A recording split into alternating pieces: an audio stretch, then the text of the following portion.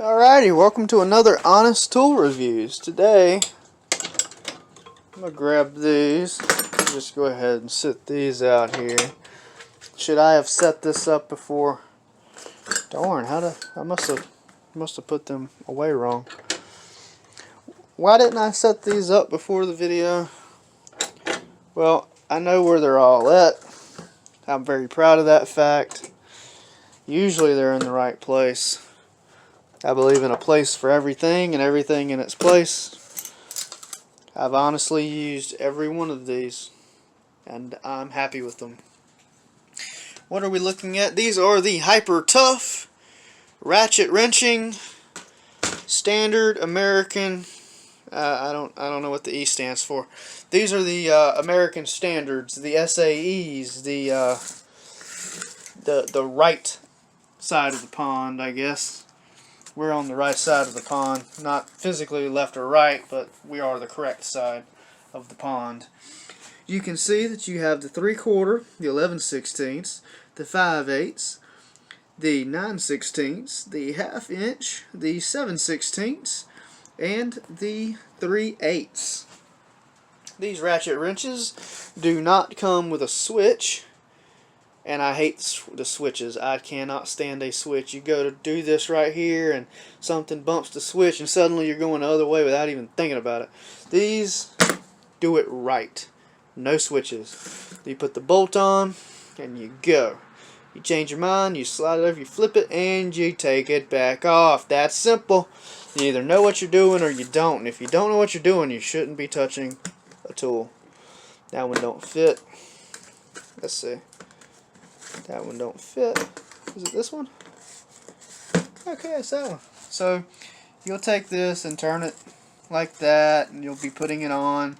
And you'll take the tip off, slide it back on this way to take it back off. That's simple.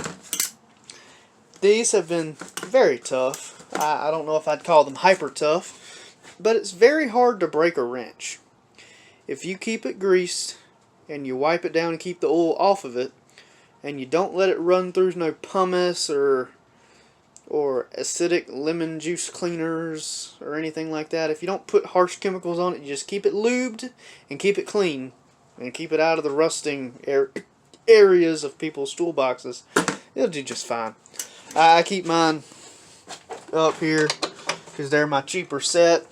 Everything up here tends to be my cheaper set, and if people come into my shop and they want to use something, they can use the cheaper one. Why? Because it's cheaper to replace. If someone's genuinely going to abuse it, and then they're going to say, well, I don't have the money to fix that, I can't replace that, well, I would just prefer that they broke the cheaper one, because if I have to replace it, I want to replace the cheapest thing I can replace. But I've not been too afraid of it breaking. These hypertought wrenches have done a hell of a good job at keeping me happy.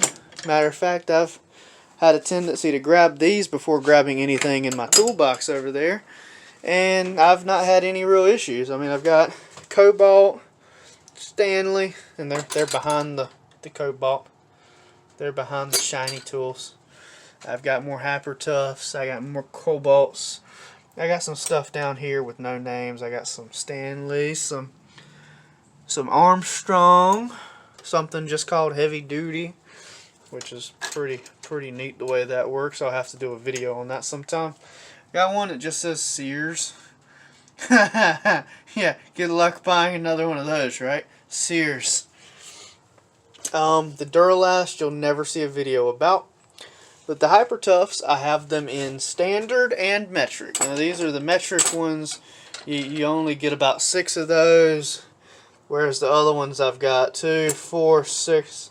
I got 7 of those in the kit. There is no number 18 that's missing. I just need to buy one.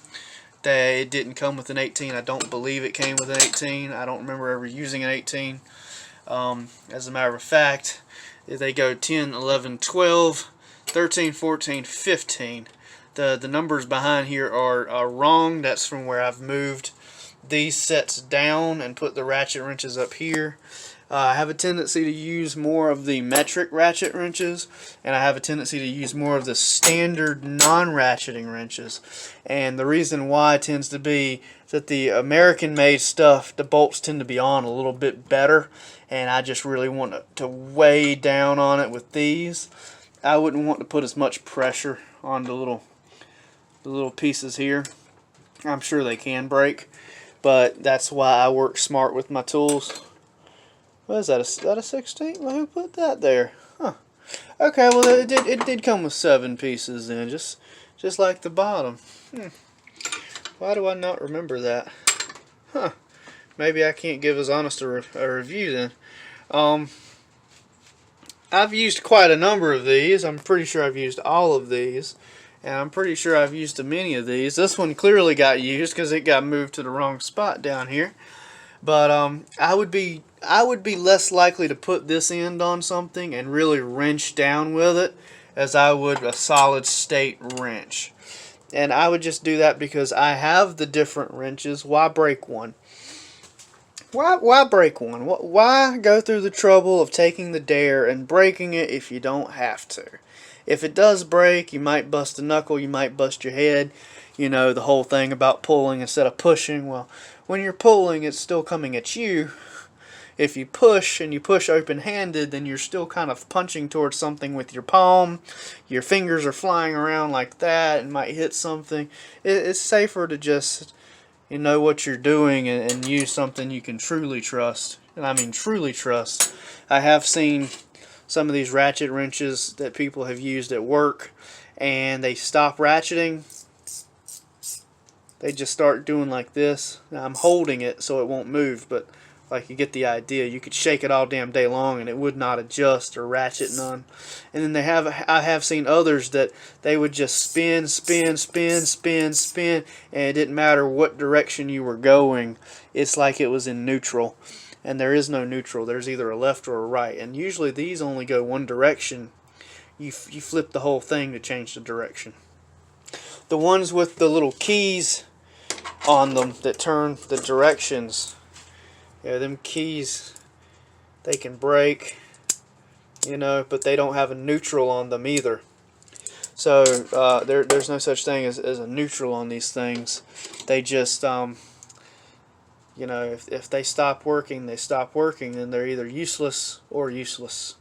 So take this with a grain of salt.